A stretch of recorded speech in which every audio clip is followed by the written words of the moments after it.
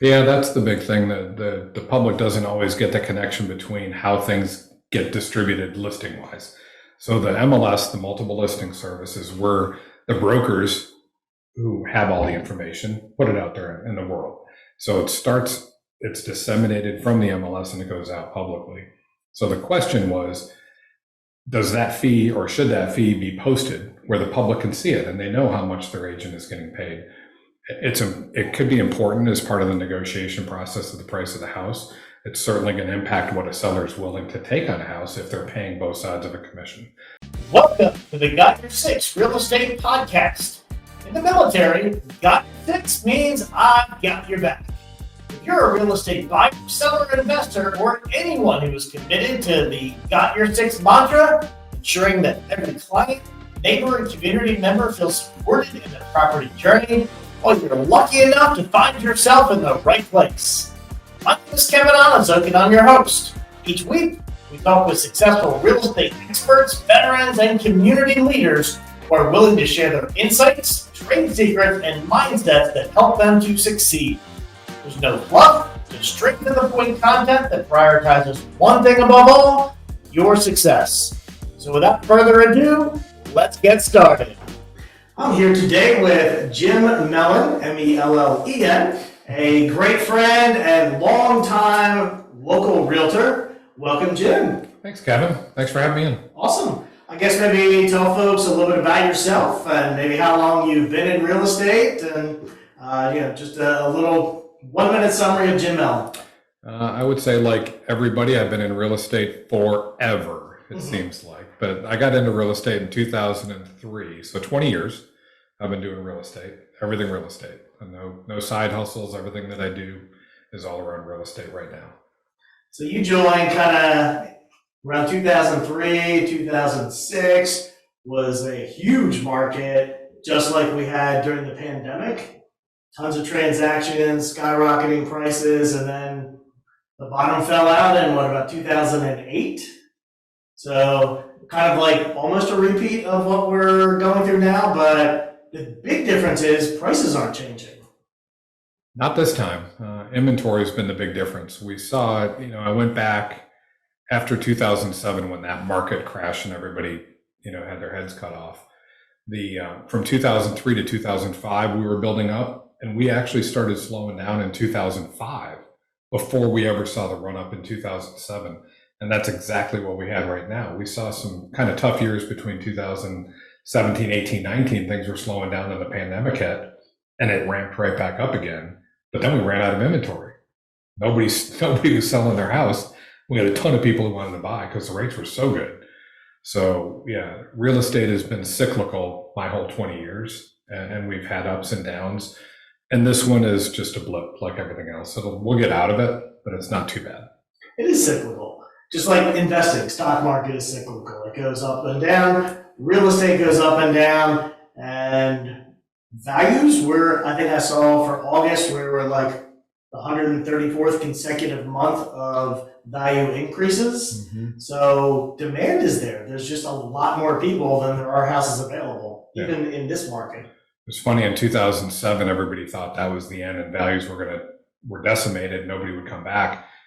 We barely went down. And after 2007, if you remember, we were doing deals then. And in 2007, we had a very short window of correction, and then it got great again. And it never stopped being great. And I think everybody was caught off guard that we couldn't really explain why that happened, but everybody was optimistic and things were happening that were good in the market. We had really good interest rates, probably too good for a while. And that helped. But then people were working. There was not a lot of unemployment. Things were really favorable, and people were optimistic about their investment in real estate. It's a long-term thing, but people were making money short-term. That was really good. They could buy a house and sell it in 3 or 4 years and make money. And that's been true maybe up until this current market. We don't know if that's going to happen again. You might have to hang on to it a little bit longer, but the real estate market is doing fine. Yeah, we're in fall 2023, and it's slower right now. And as you mentioned, a lot of people got low interest rates, either purchasing or refinancing. So a lot of those people aren't selling and may hold on to the home longer than they typically would. I guess experts are saying spring. They're expecting things to take off. We should be seeing some rate recovery, but a lot of people are going to be coming back into the market. But that's going to put more demand pressure, but still going to have supply issues because people with 2 and 3% rates still aren't going to be selling. So it could be a better spring, but it may take some time before sellers are willing to sell and have the inventory coming back for people to actually buy. It's funny, people always say, is it a good market or is it a bad market? And you say yes to both, because it's good for somebody, everybody on the equation. It's good for sellers today. There's not a lot of inventory. They have ample buyers.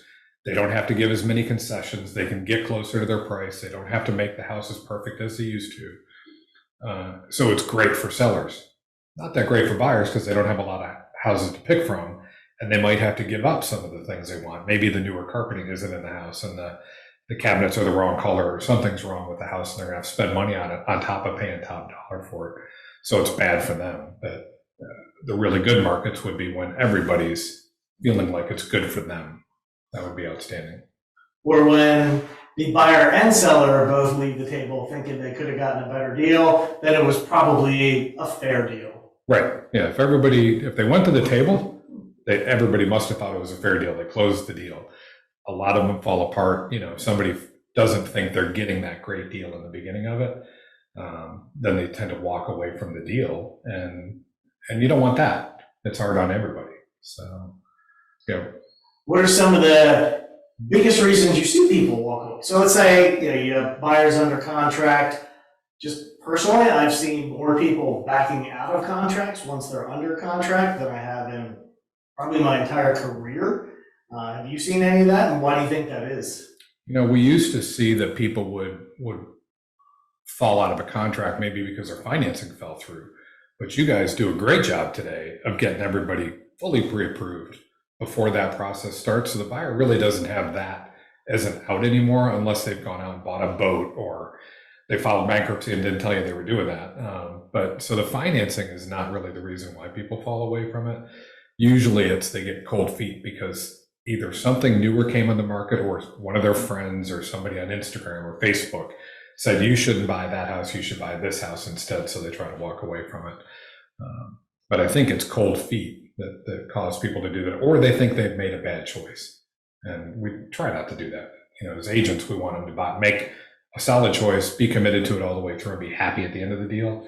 The last thing I want is somebody to call me a month after closing and say I made a mistake.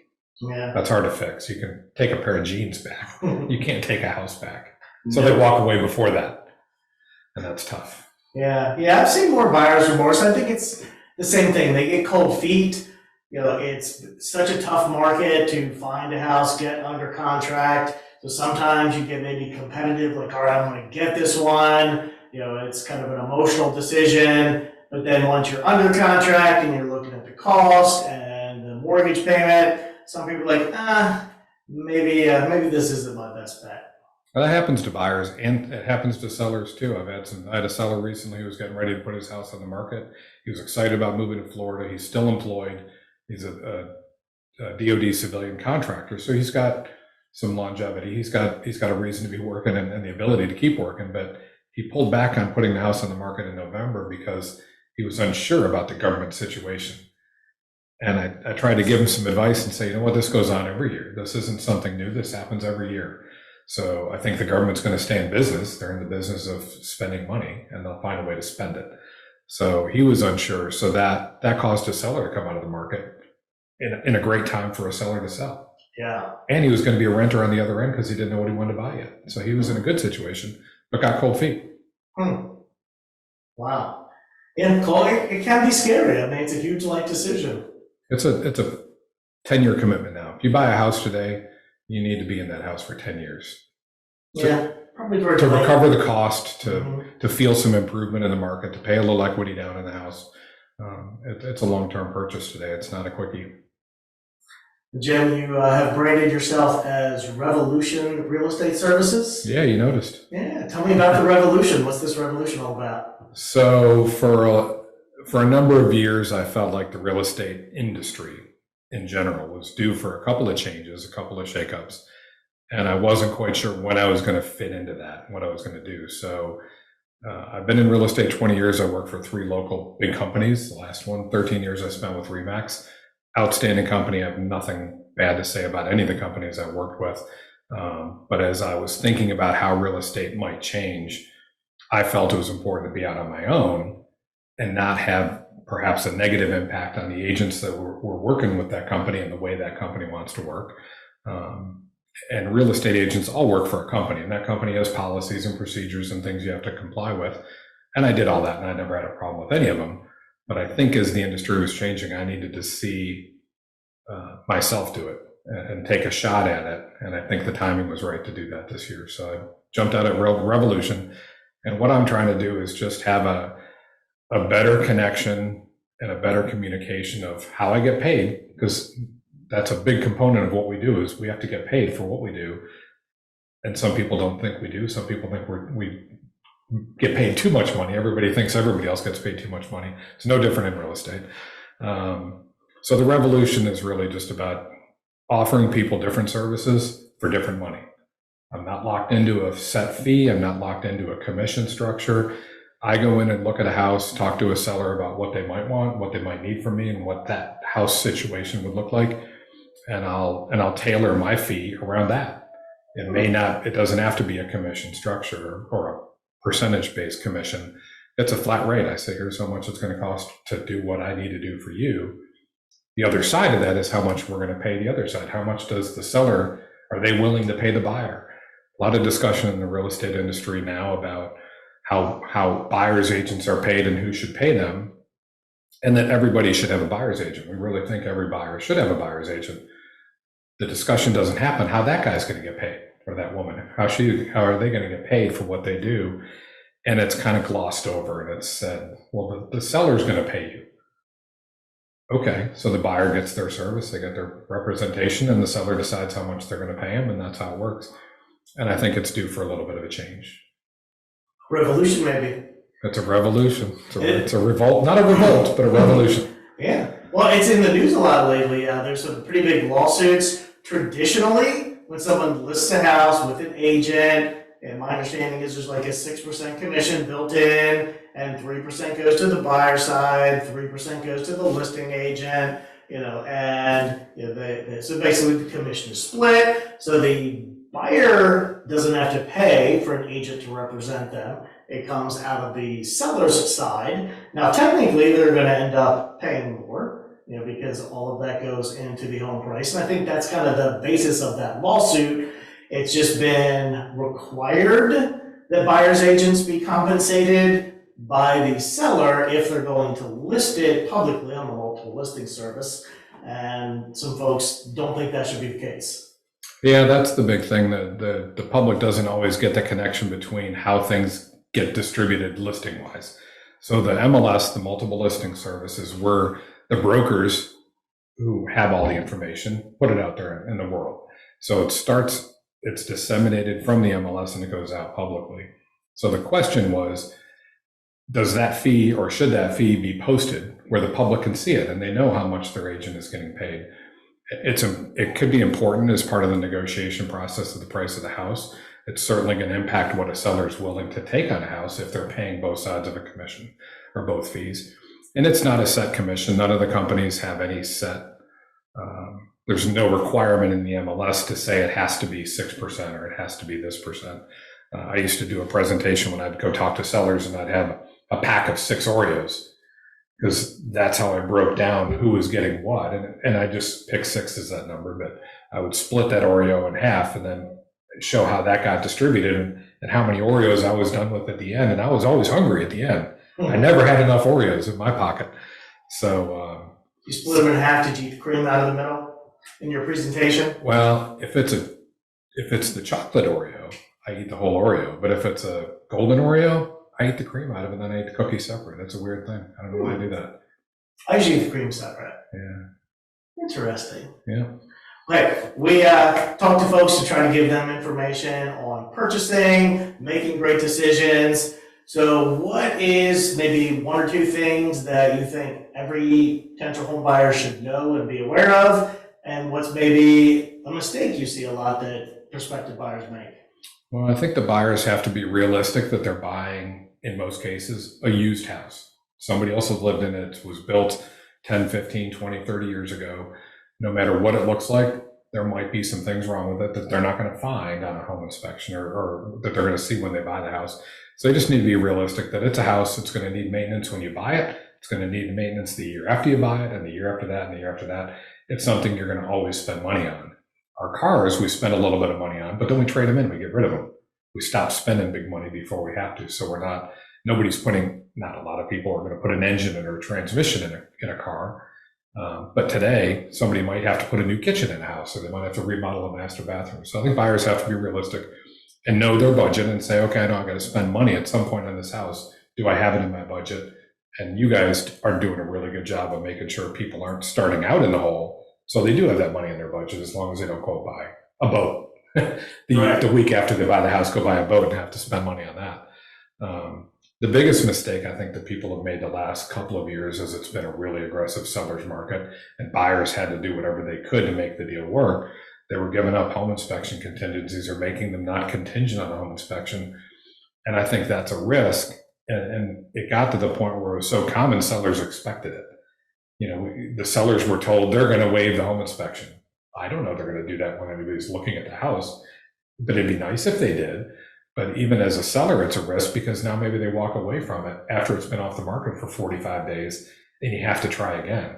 I'd much rather, as a seller, have the buyer make it contingent on a home inspection and choose to buy it or not at that point, not 45 days out, and say, well, now I need this extra repair I didn't want to do. So I think buyers ought to make it contingent. It's up to the agent to sell that to the other agent and say, here's why we're going to do it. Here's why it's important. And we're protecting everybody. By my buyer asking for it, I think I'm protecting the seller too. Now, when I talk to you, you're often out working on the houses. Yeah, I do that too. You do that for sellers, buyers? Like, kind of, what are you doing when you're out there, and what kind of things should people be doing to their houses? Like, if I'm looking to list it, what are some of the things that are gonna make it sell better? A lot of it is just matching the price to the expectation. So if somebody wants top dollar, I think it really should be in pretty good shape. So the small things that you can do is putting light fixtures in. You can change your kitchen cabinet knobs, some of your hardware around. You can touch up the painting. You can cosmetically do a lot of little things that have a big impact on the buyer's impression of the house. You don't have to do a master bathroom remodel, but if you want $650,000 out of a house that's only worth $600 in the condition it is, it doesn't make sense to do a $50,000 remodel on a bathroom. You just sell it for $600,000. Don't ask $650. It's not worth it the way they see it. But yeah, I do a lot of work for people before they sell it. Sometimes I do work for people after they sell it. I do work for people as a property manager on their houses to keep them in good working condition and up to date. So I get into a lot more than a lot of real estate agents might want to take on. But I do it at a fair price, and I'm available to do it. And finding a contractor today is impossible. Finding somebody who's willing to work is hard. Finding somebody who's willing to work for a good price is harder. Getting them to show up is even worse. So I make myself available to my clients. I don't offer these services to anybody else, but my clients, I try to help and do things for a fair price, either as a buyer to help them get the house they want in the condition they wanted it in, or as a seller to get more money out of selling it. Yeah, my wife has a friend who's an electrician, and he was telling her he has been so busy, he was overbidding jobs, like to the point where it's like, nobody's going to pay this. I can't take on the additional work. I'm just going to, ramp up the price. So, as much as I appreciate the opportunity, I'll get back to him, but they'll probably go somewhere else. And he said, every single one of them accepts the bid. So it's just so hard to find anybody to do work, to show up, anybody that does good quality. It's a big lack of skilled tradespeople. It's funny, you look at the social media post, and I routinely see that post that says, I need somebody that's really good, but really cheap. and they've got to be there fast. So I'm like, you just can't get it good, fast, and cheap. Those things don't go into the equation when you're looking for a contractor. So you can have good and you can have fast, but they're not cheap. Right. You can have cheap, but they're not good. Mm-hmm. So what do you really want? So, people would be a little more realistic and say, I'm willing to wait 3 or 4 weeks and get the right guy to do it for the right price rather than hire the wrong guy. Now it's got to be redone in 3 or 4 weeks because that guy screwed it up, but he was cheap. Yep. So nobody, the only guy that won there is the guy who did it cheap and walks away from it. So good contractors are plenty busy. Just plan your work and get them scheduled and wait for the right guy. Find the guy you want, wait for him. Well, yeah, because getting it done wrong definitely is going to end up costing you more in the long run. Oh yeah. There's never been a job that was done wrong that didn't cost more. And sometimes people will say, I never had time to do it right the first time, but they always have right to do it the second or third time. It's like, why? Why don't you just do it right the first time? Exactly. Take the time to do it right, whether you're the consumer buying the product or service or the guy doing it. And yeah, I called somebody to do some underhouse plumbing work, and the guy said, I don't do that anymore. I'm like, you don't do plumbing? He goes, no, I just don't go under houses anymore. I'm like, well, that's where a lot of plumbing is underneath the house. Mm-hmm. Don't you think you should be doing that? He goes, yeah, I don't want to do that. Yeah. They just pick and choose what they want to do. And that's a during COVID and post-COVID thing that nobody wants to work and do the hard stuff anymore. Everybody wants the easy job. Yep. Yeah. And talking about cost, my son, who's 17, so he really doesn't pay for much of anything of significance yet. But whenever we're looking at buying something, it says buy once, cry once, meaning buy the better thing, and then it's going to work, it's going to last, use the better contract or whatever. So you cry once, not twice, when in 6 months you have to replace whatever it is. 17-year-old said that? Yep. That's pretty good. You train them good. I've actually been talking to him about the trade. So, I look at this world and artificial intelligence and so many jobs that artificial intelligence and robotics are probably going to replace in his career lifetime. So, I've been talking to him and sending him information on different trades. He's not sure what he wants to do yet, but there's amazing opportunities in trades. And I saw for every 25 people leaving skilled trades, there's only 7 coming in. Mm-hmm. Leaving retirement, aging out, and such. And that's not just swinging a hammer, installing pipes, but the surveyors, the appraisers, the engineers, the designers, everybody in the skilled trades field.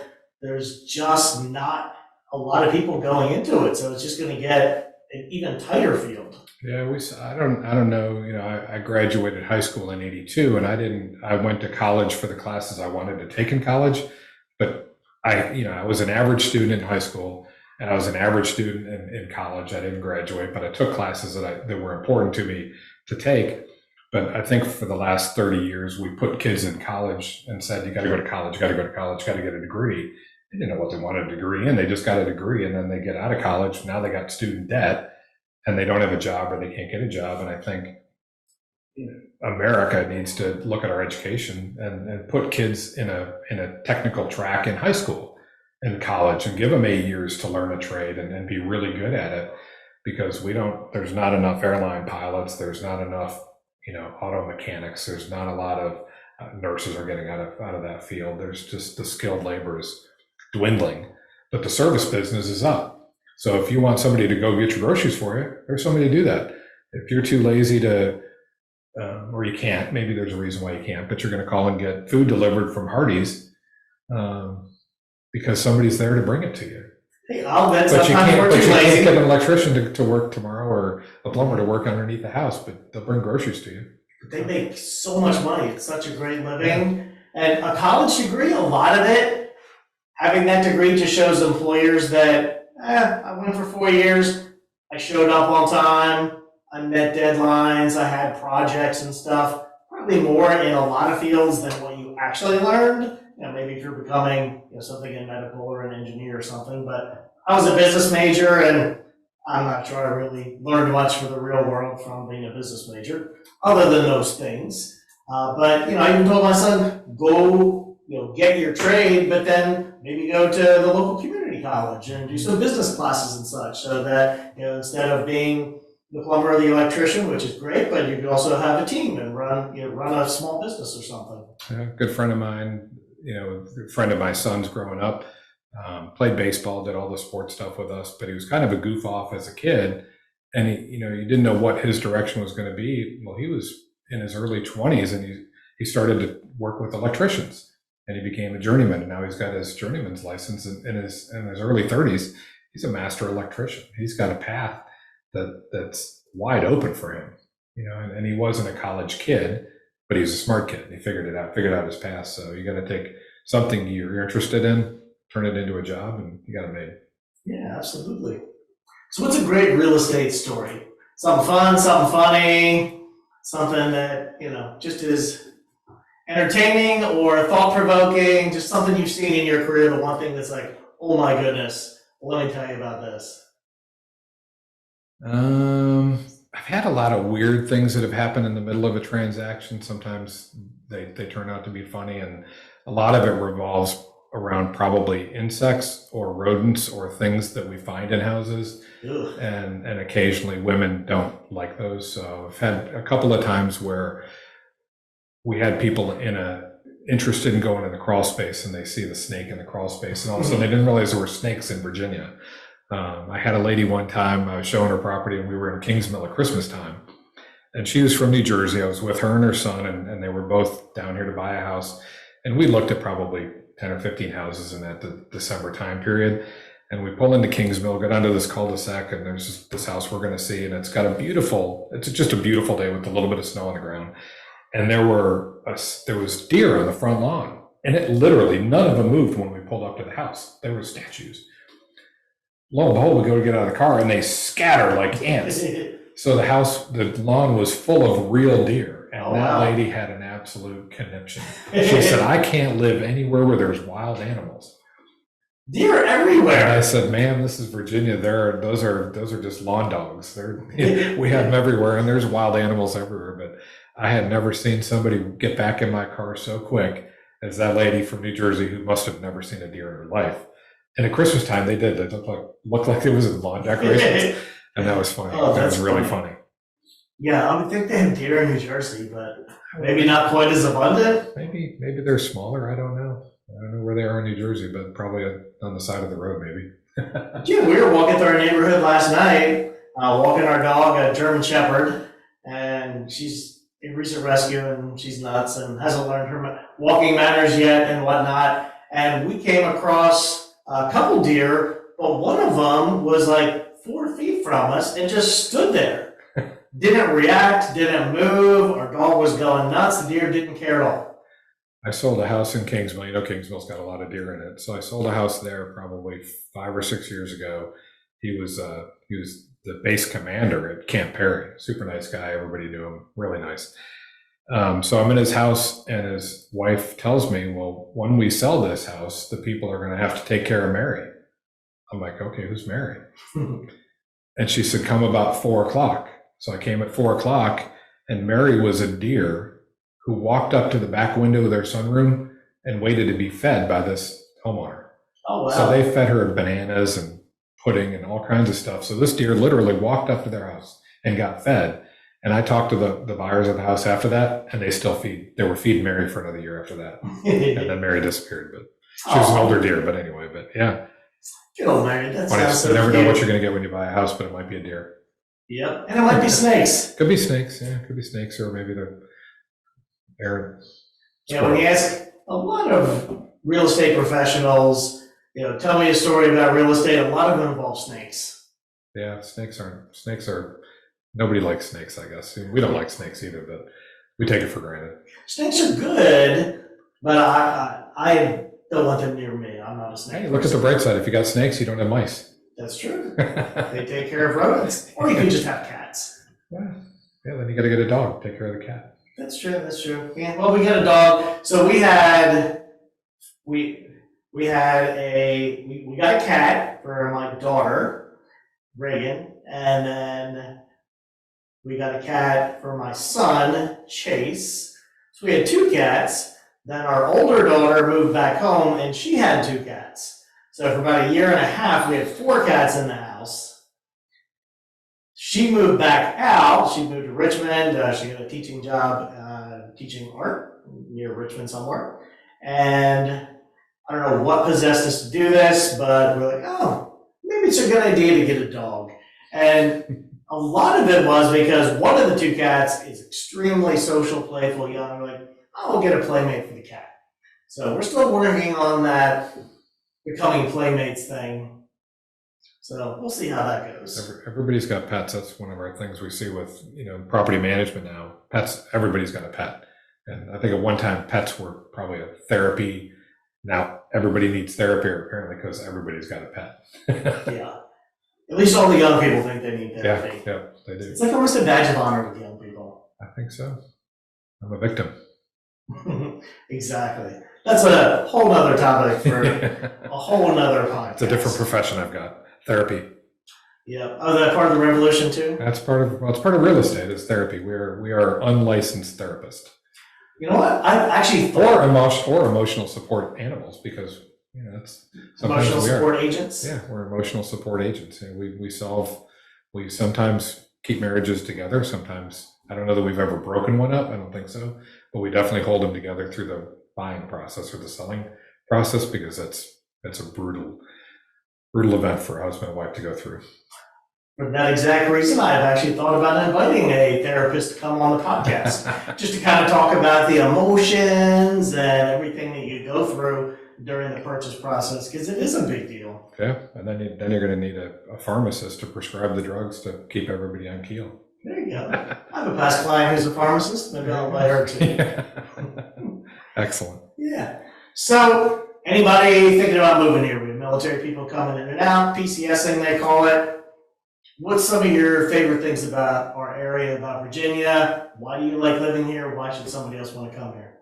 Well, Williamsburg's on the outskirts of all the military hub around Hampton Roads, but people really like Williamsburg because it's a small community. And as you know, we see our clients and customers all over town all the time. It's at a restaurant, it's at the grocery store, it's at a traffic light, it's riding your bike. You see people. So this little town of 100,000 people, or of all the towns that make up Williamsburg, 100,000 people living here. You see people, I think we've got a lot of ways to get around. We're not a grid, so you don't have gridlock. You can get around Route 199 or one of the 4 ironbound roads and get where you got to go without a hassle. But we're close enough to the interstates so the guys going out of Yorktown or even Langley and Fort Eustis. This is a short drive. But your quality of life, I think, is a little bit better up here, and it's what people want. So I think if they explore it, they'll really say, maybe we don't have a vibrant nightlife. Maybe the bars don't open until 2 o'clock, but I don't think that's a bad thing. Mm-hmm. There's plenty to eat and drink and do until 11 or 12 o'clock at night. And we have great music venues, different places in town that do that. James City County puts on music and events down at the beach. Williamsburg has a beach. People sometimes don't even know we have a beach, but we got a great little beach area in James City County. And then you got York County with Yorktown Beach. So within that 26-mile stretch of Colonial Parkway, you got 2 great beaches that you can hang out at and not have to go through the tunnel and go to Virginia Beach. So I don't think there's anything we're missing up here, except maybe a drive-in theater. Yeah, those are probably pretty far and few between these days. You don't see many of them around, but it'd be fun to have one. Yeah, but there's water everywhere. So if you love water, this is a great place to be. Beaches, rivers, not a long drive to Virginia Beach. And it's very family oriented, not a huge big nightlife. But if you're young, Richmond's not far. The Peninsula, Virginia Beach, Norfolk, there's lots of stuff to do down there. Three airports within 50 miles of here that'll fly anywhere in the country or the world. So, we've got the train station in Williamsburg that's right in the middle of Williamsburg. You can get to DC in 2.5 or 3 hours. It's cheaper to take the train than it is to park in DC. You can take the train up for a day and go see a baseball game or hang out or go to Alexandria and Old Town and spend the night there and get on the train and come back. Yeah, never have to take parking. It's ridiculous. Than driving the traffic. Yeah. That 3-hour trip in a car could be 5 real easy. So the train station is super convenient. And I love the Newport News Airport. It's a small airport, but when I've traveled there, the problem becomes if you miss a connection getting home, there's very few flights in and out. Yeah. So when I've missed a connection coming back home, I've had to fly back to Richmond or Norfolk and like Uber back to get my vehicle. So it's a great airport, easy to get in and out of because there's no crowds, there's no nothing, easy to park, and it's perfect as long as you don't miss a connection. Yep, exactly. That's where the problem is. Yeah. Well, cool. Hey, this has been fun. Certainly learned a lot. Anything else you think our folks should know? Anything you want them to know about Jim, or any last advice you have for the real estate world? The only thing that I would say is I've gotten is the interest rates are a topic of discussion. You get that more than anything. People are complaining to you that like you've raised the interest rates to 7%. They're exactly what they were in 2005. So prospectively, in 2005, we never thought 6 or 7% was a high rate. Today, we think 7% is high because we had 3% for so long and really good rates. But I've recently had a couple of people do assumptions, which is not in your favor because that's not a process that you necessarily get involved in. You've certainly done a lot of VA loans, but those sellers now that have that 2.25%, 2.5%, 2.75% interest rate can take that house and sell it to somebody who can assume their mortgage, and that person's going to get that rate. I think it's FHAs are assumable, although they were a little bit higher, so you don't see a lot of it. But all of our veterans out there that have taken advantage of the VA loan and got such good rates for the last 3 or 4 years, even before that, all those loans are assumable. So I would imagine that every VA loan that's been written in the last 15 years is below today's interest rate. So all of those can be sold and go through that assumption process. It's not easy. It takes a little bit longer. The buyer's got to have the money to pay the difference so that they can buy that equity back out of the house from you. But if it works in 60 or 70 days and you can save thousands of dollars in your mortgage, why not? Yeah, that's a great point, and absolutely something that is a hot topic for military folks now. If you've got a house to sell and you have a VA mortgage in the 3s or whatever, even in the 4s, an assumption means someone else can take over that mortgage. So they take over whatever's left that's due, but they also get that interest rate. So if you're selling your home in the current market and say a VA rate is in the neighborhood of 7%, you can sell your home with an interest rate of 3%. That mortgage will go along with it. That's a huge savings for that buyer. Okay. Now the buyer's got to come up with basically the equity difference.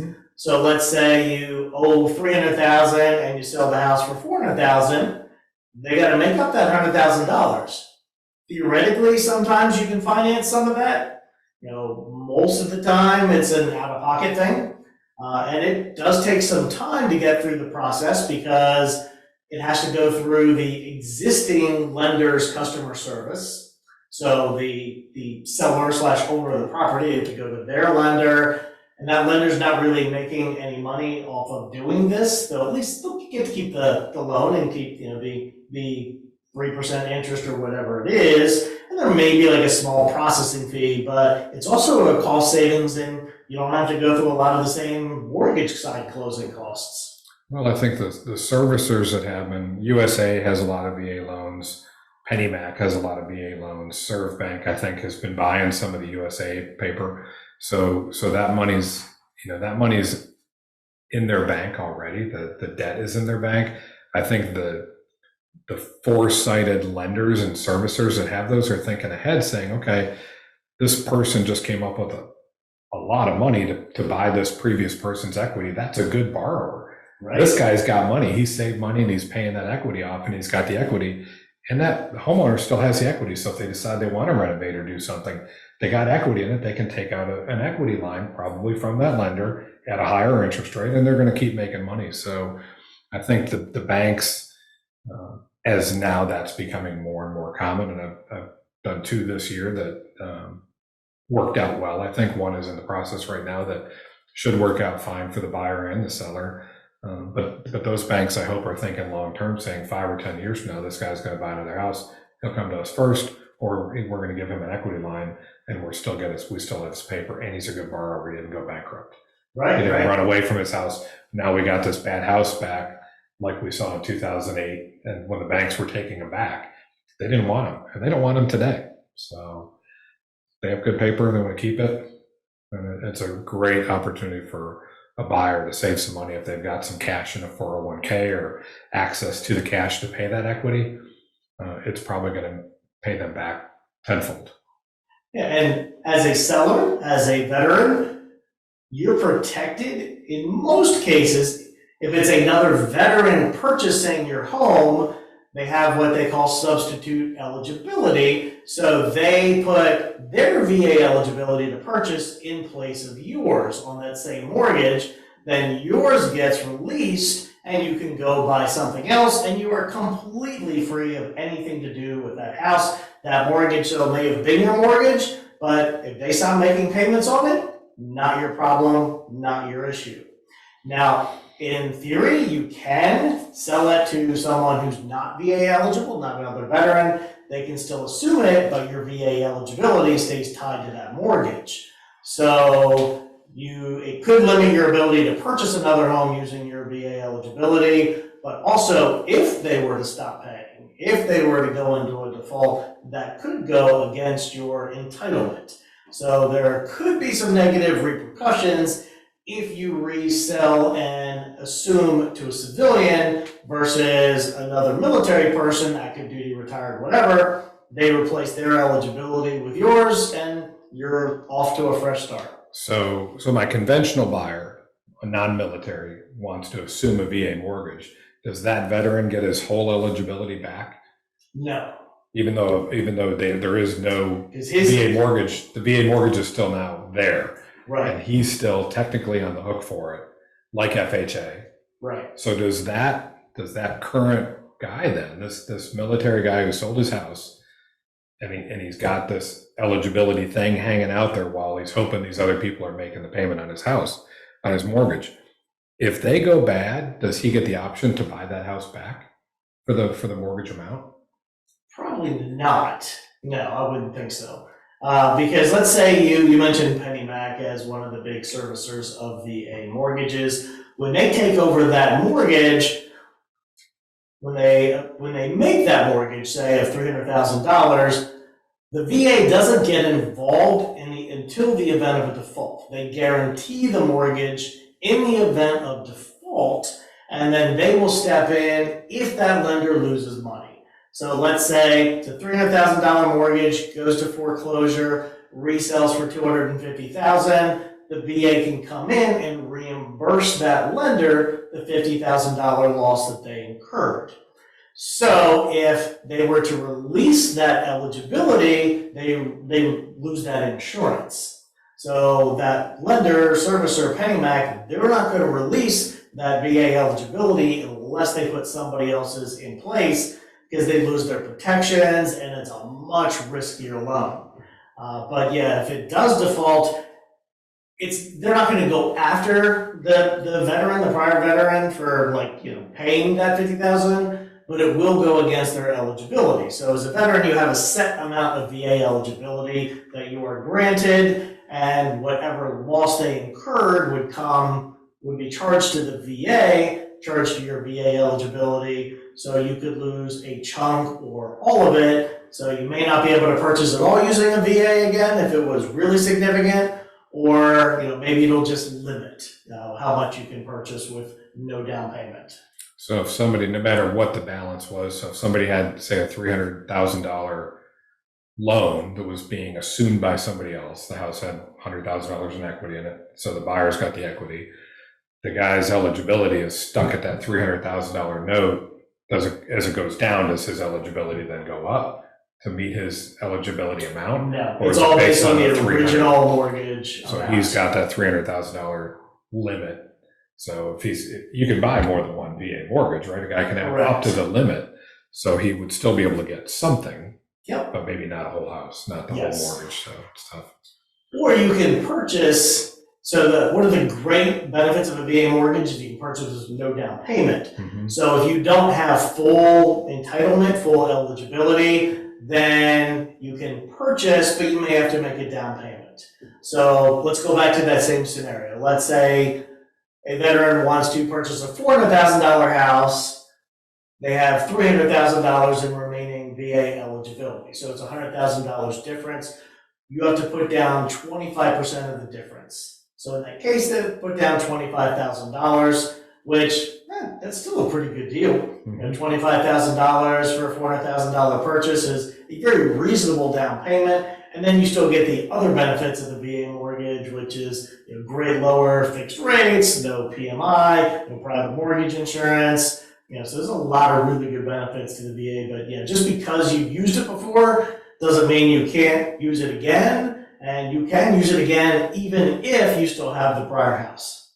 Cool. So the military people that unfortunately are forced to move around, 3, 4, 5 years at a time, if they can keep doing that and buy houses and either sell them or hang on to one or two of them and maybe have some rental income, if they can buy it and they move, they can rent that house out. They still have their eligibility to buy the house on the next move. Exactly. And maybe in the first, this young service person's 10 years of employment, they can have a couple of houses. Yeah. And not put the money down. And that's exactly why they did it. Not to develop a real estate portfolio for military folks, but to allow them to be able to move and purchase efficiently. So it used to be you can only have one VA at a time. You have to pay the old one off, etc. Now they allow that because people do move, and maybe you can't sell the other house as fast as you like. In this market, sure you can, but not in every market. So it allows you to purchase prior to that house being sold, or maybe you want to keep it. We have a guest coming soon for our podcast he's a retired military sub-commander, and he's acquired real estate, a portfolio of having moved and acquired houses and kept them as rentals, and he's expanded to have a significant real estate portfolio. So yeah, that's a great opportunity for military folks, and that's how a lot of real estate gurus recommend building your portfolio. Is you start with your first small house, and then when you're ready for the next one, keep that one, rent it out, and get your next one, and just keep going and moving and growing. I wish I'd had my first house. I bought my first house for $43,000 in 1985. I think it's worth $250 today, but it would have generated $200,000, $300,000 in rental income over the last 20 years, 30 years. Crazy. I see lots of memes of. And I'm in real estate now, but I wasn't in real estate then, but I wish I was. Yep, I've seen lots of memes about that lately. They'll show like an old person dancing, and it'll be like baby boomers when they sold their house for $500,000 that they purchased in the 80s for $23,000 and a handful of almonds. Yeah, so it's the number one source of wealth in the United States. Yep, real estate's a good thing. There's nothing wrong with it. And it's stability because rents will always go up, but once you have a mortgage, your payment's not going to go up other than maybe taxes and insurance, and maybe go down because, as we talked about, rates are average historically. I was born in 71, and the average rate in my lifetime is 7.74%. So they're really average, if not even slightly below average. 71, really? Mm-hmm. Yeah, so we're about there. And you're old. I am. Dang, 71. Now we know how old Kevin is. My kids remind me of that all the time. Yeah, I mean, I've had houses I wish I kept all the houses I've lived in, because the company I started with, I started in consumer finance in lending. We did loans and mortgages, and they moved me around a lot, and I wish I kept all those houses. Hindsight. It's one thing I tell the young kids: keep the house. Yep. Figure out how to make it work. Maybe you don't need the $800 Tesla car payment. You'd rather have an $800 mortgage payment that somebody's paying you $1,600 to rent, and then you do that for a number of years, and then go buy a Tesla. But yeah, I follow a guy, I forget his name, but he's like a short-term rental coach, etc. And that's what he says. That's what he did. He said, I had a good job and had progressive income, but I kept my lifestyle just bare minimum. I didn't have the fancy car. I kept everything, put all that money away and put it into real estate, and then took equity out of that one and bought the next one and bought the next one. And I think now he has 7 properties, pulling in about $100,000 a month on average. And he's young. I think he's in his 30s. yeah, I had a brief career as a Snap-on tool dealer, and one of the guys that was a dealer and still is, I think, had started buying houses probably 15 years ago. He's got 15 houses all paid for. Wow. Generating $20,000 a month in income. But he pays his taxes, he updates the houses, but he's kept his rents reasonable. His tenants stay for a long time, and they're good tenants, so he keeps them there. They were all modestly priced houses, $150,000. They were cheap houses as he was buying them. They're all worth more money than that today. I don't know. I have no idea what the houses are worth, but I would imagine he's got probably $3 million in houses, maybe. Wow. All paid for by somebody else. Somebody else paid for them. That's it. How bad is that? That's real financial freedom. That's freedom. That's freedom. You're not tied to a 9-to-5 job. Flow, you got the asset to still sell if you have to. His daughter's going to get them all. She's going to inherit all of it. So she's already buying property at 25. I helped her buy her first house. Wow. So she's got his portfolio that she knows she's going to sit on. She wants to do the exact same thing for herself at 25, which is much younger than when he bought his first house. So kids are smart. Yep.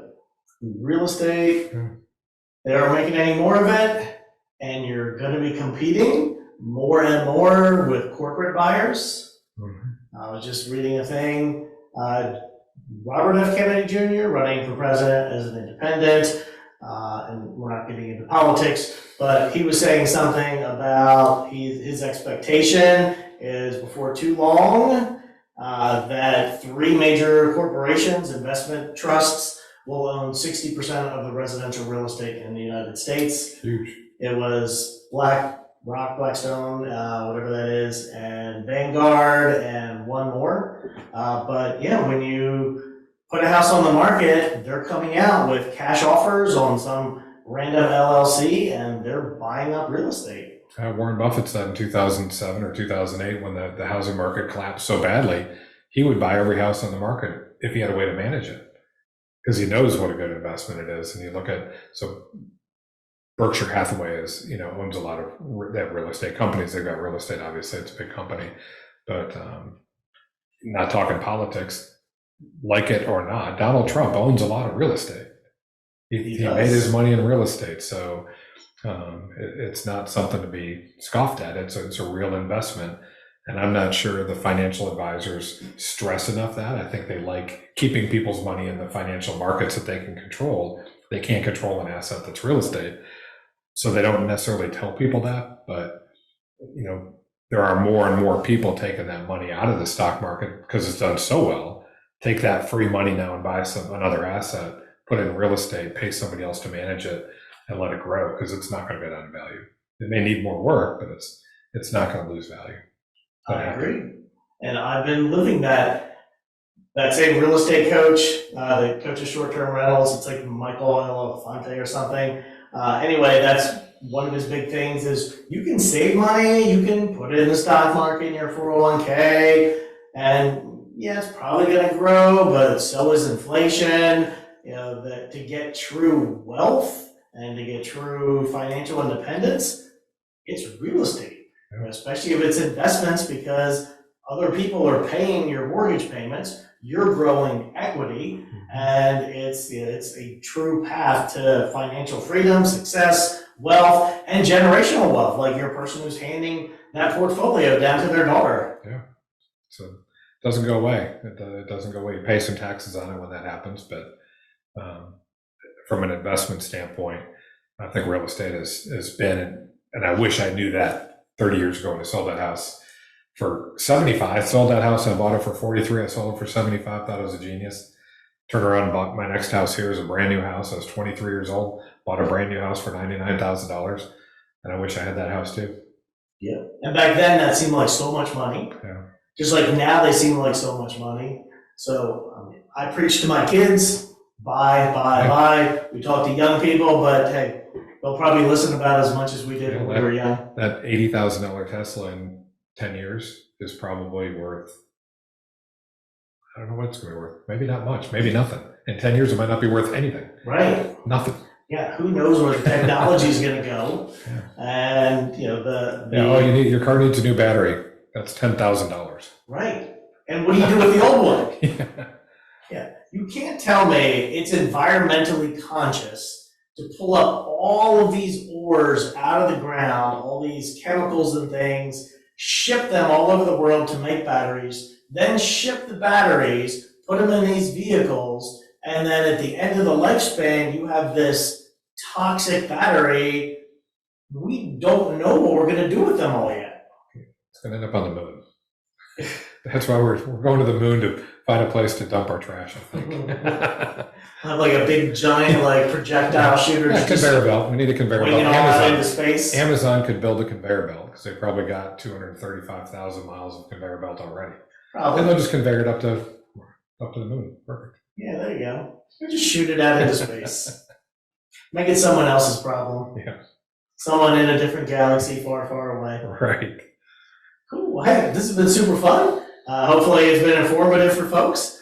I really appreciate you coming out. Thanks for having me. Tell folks if they want to get in touch with Jim Mellen, how they reach out to you, how they find you. Well, Google would be a great idea. If you go to Google, you can find me if you spell my name correctly. Chances are, if you spell my name wrong, you'll still find me, but it's Jim Mellen, M-E-L-L-E-N. And my website is jimsrevolution.com. Pretty easy to remember. Cool. And they can reach me through that, or they can call me, email me, text me, 757-810-3642. Very cool. Well, thanks, Jim, and we'd love to have you back again. And until then, much appreciated. Go Bills. That wraps up another episode of Got Your Six Real Estate Podcast. Remember, you can find new episodes every week at GotYourSixRealEstatePodcast.com. And if you found value in today's insights, please subscribe, rate, and review on your favorite podcast platform. Until next week, this is Kevin Onizuk, and remember, we've got your six.